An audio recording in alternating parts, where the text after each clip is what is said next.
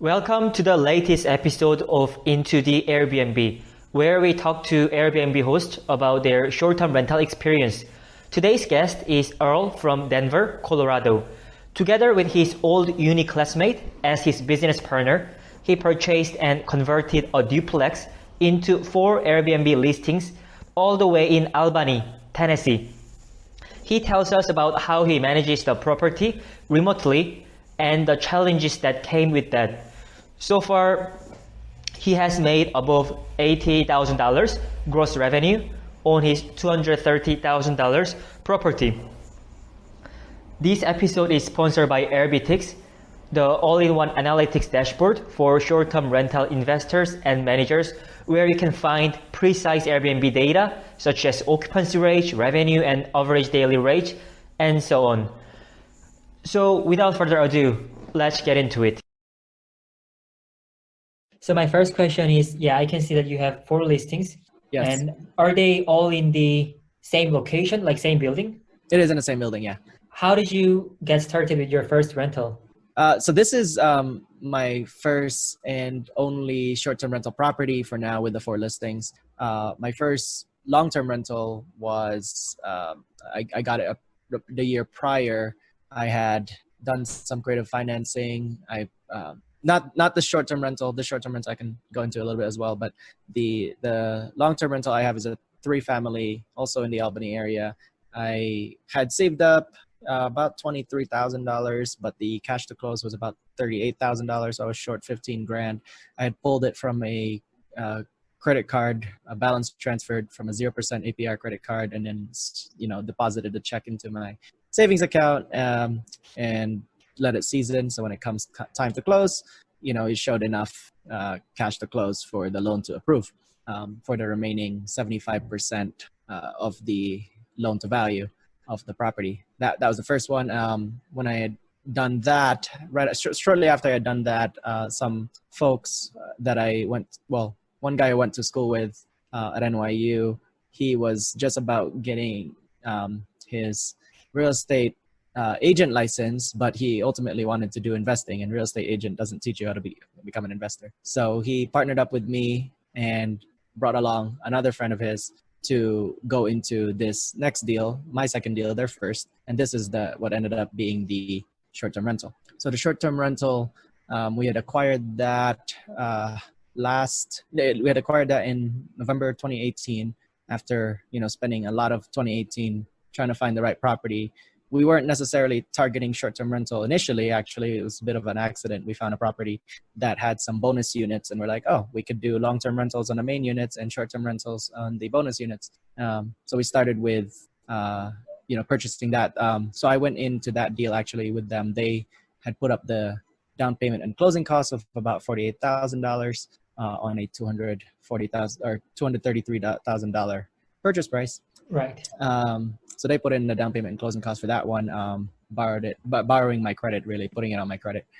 That's the way we went about it, just to get their foot in the door. And then, so I had used some promotional credit cards to furnish 1 unit, then 2 units, then eventually 3 and 4 units. And then I had paid that back from the profits right away, so that I was all in my own pocket, about 3 grand only from my credit cards ultimately, which I paid back from the subsequent profits of this unit, property. So your first short-term rental, you mentioned that it was $230,000, and it was the whole building. Yeah, it's 4 units. Whole building. Also, each with the full unit. It's all, it's technically a duplex, but it's got the bonus basement and attic. So we were initially thinking those would be the only short-term rentals. However, it worked out that we just decided to turn all 4 units into short-term rentals. Right. Okay. Makes sense. Yep. And what's your current situation with your rental, among the COVID situation? Yeah. So I was surprised. In the second half of March, I had a whole wave of cancellations. My phone just kept dinging and dinging and dinging. Everyone was canceling straight through, through April and May. And right now, I was quite surprised. When I started April, it was about 5% occupancy or something very, very low. That was the beginning, and usually you want to start the month. A good start of the month would be about 50% occupancy, and then as the month goes on, the rest of the remaining 50% gets filled up. But we started the month with 4%, and we ended the month at 95%. So that was cool. Wow. So you've managed to have like 95% across the Yeah. 4 listings. Yeah, and I didn't really change anything. It was a matter of guests who stayed there, and similar to your guests, they stayed there for a week, and then they stayed there for another week and another week.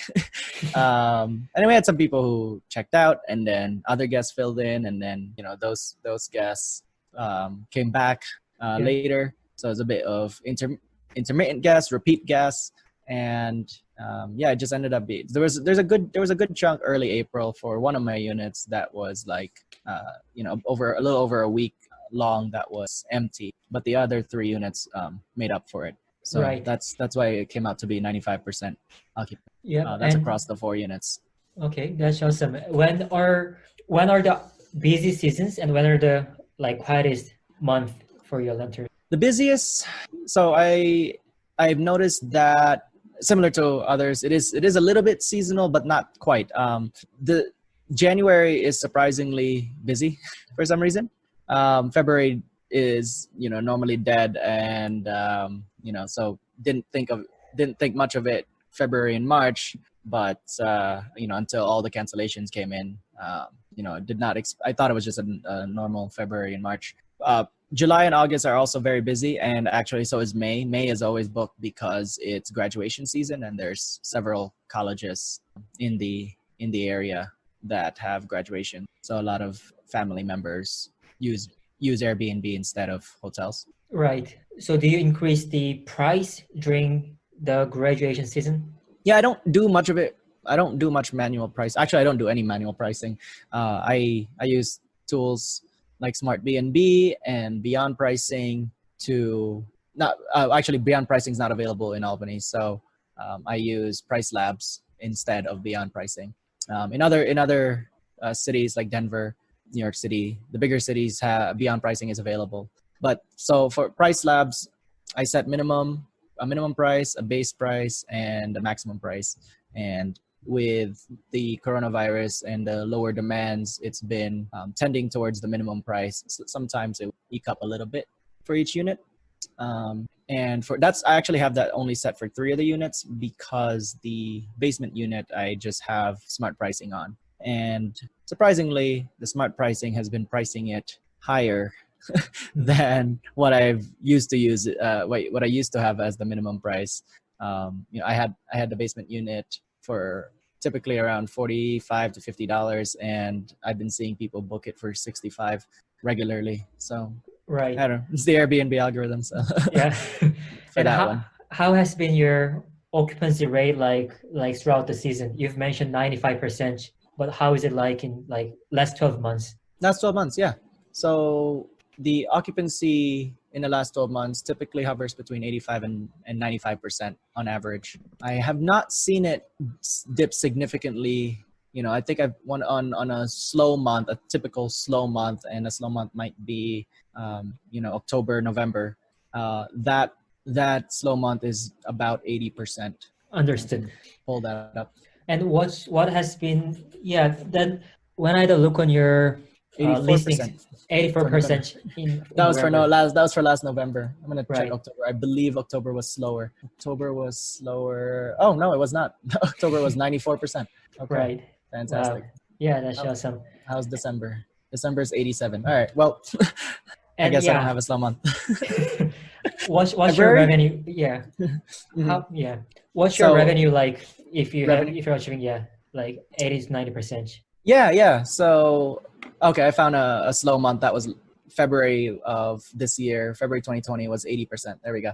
And in terms of revenue, that varies a little bit, but across the 4 units, gross revenue is averaging about $8,500 to $10,000. Wow. 1 month or so, I might have had slightly higher.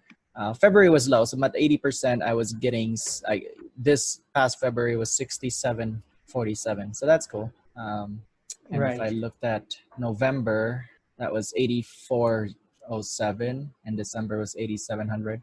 But the most I got was in June of last year. Actually, that bumped up over 10,500. It seems That number seems to be really 10,600. impressive. Yeah, for 4 units. Yeah, that's pretty Yeah. good for gross. So yeah, in terms of just not occupancy but rather revenues, I can see June and August is your typical seasonal bump, right?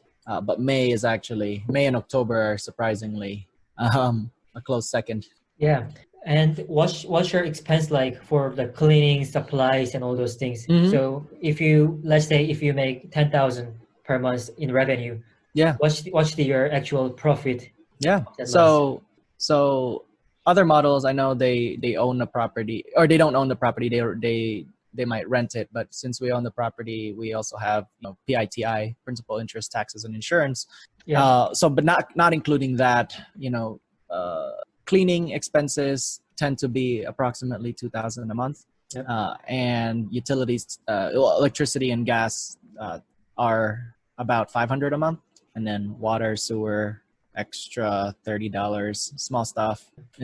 Supplies, approximately, for all 4 units. This one I haven't, really calculated out, but I would estimate about 150 a month, maybe less. Right.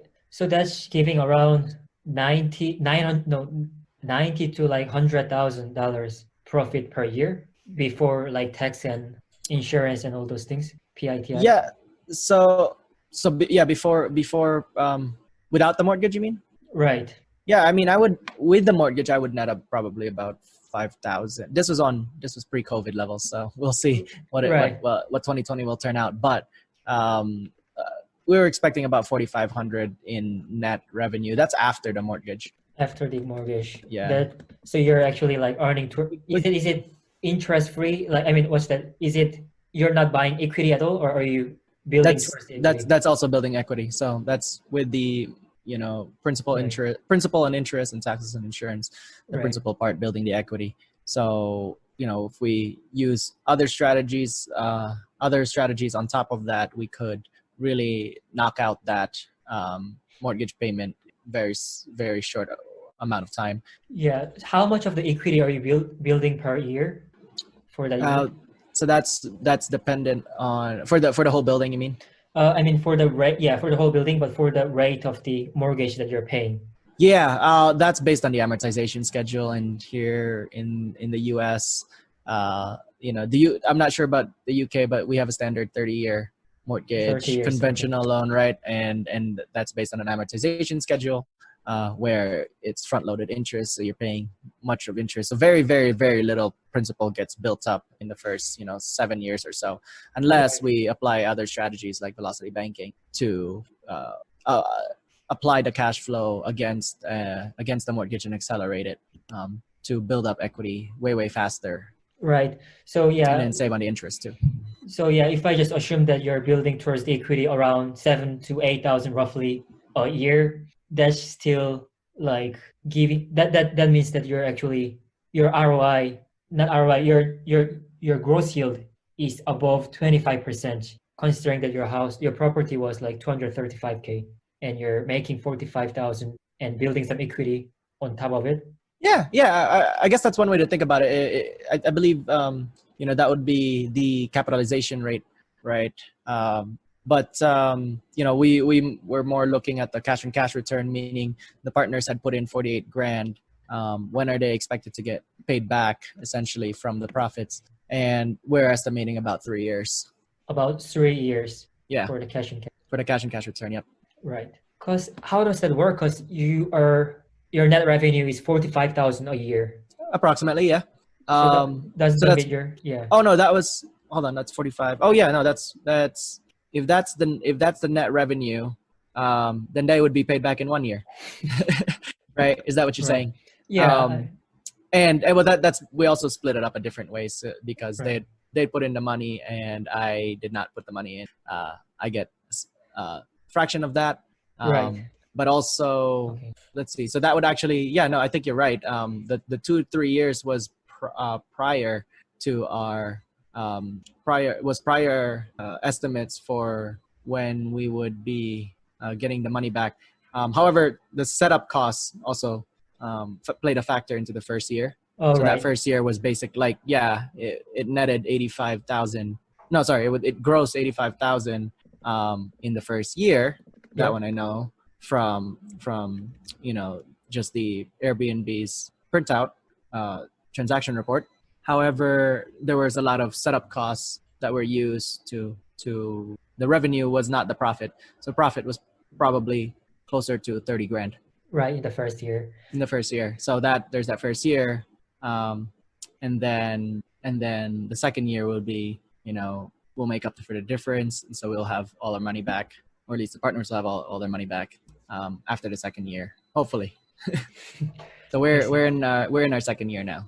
I see. Are you running Airbnb elsewhere? Nope, not yet. Not yet. Have not gotten to expand that yet. Right. Are you planning to expand it into like other areas or in that area? Like probably not in that area. But I'm not sure yet. We haven't really, like, especially with with a little bit of downturn here. A couple months ago we were looking to expand a little bit, but those plans have changed. Right. Is your partner living near there? Who is managing the Airbnb? I'm managing it remotely. Like completely remotely? Yeah. Yep. Completely remotely. How many times have you visited there this year? When's the last time I was there? I think I was there for the holiday season. All right. Yeah. So December, late December, I was there. Right. And the other two partners are actually living in New York City. Oh no, one guy lives in New York City. The other guy moved back to Taiwan. Okay. So but they're more silent capital partners than anything. Right. What are the top challenges about running remotely? You gotta have the systems in place, I think. Challenges involve, okay, so I was on vacation once in Hawaii, so there was a big time difference. So the time difference I've gotten used to, at least with only a 2-hour difference, is not too much. And we used to have a lot of guests once, one night stays, so there'd be constant turnover. So handling that was, I have automated messaging with Smart BNB and all that, so that was crucial. But some challenges still exist, and those usually lie when guests don't read the instructions. I have all the instructions in place, and maybe too much instructions, but sometimes they just straight up don't read it, and maybe they don't read it because it's too much. I don't know. But the point is, they get an email. I have August home locks. They get an email as soon as they book, with the codes in it, and also the instructions if they wanted to use the app. Sometimes they completely miss it. Maybe it goes to spam. I'm not sure. But I do have in my Airbnb chat to confirm that they received it, and most people do confirm that they receive it. But the ones that don't, then it gets a little wary. But 48 hours prior to check-in, I have an automated message as well that gets sent out with all of the detailed step-by-step instructions. The instructions include, hey, get that code from that email. If I can just figure out a way to get the August home codes directly into the Airbnb chat message, then that would slightly streamline some things. But when I was in Hawaii, there was a sewage backup, so right. the basement started getting flooded with sewage.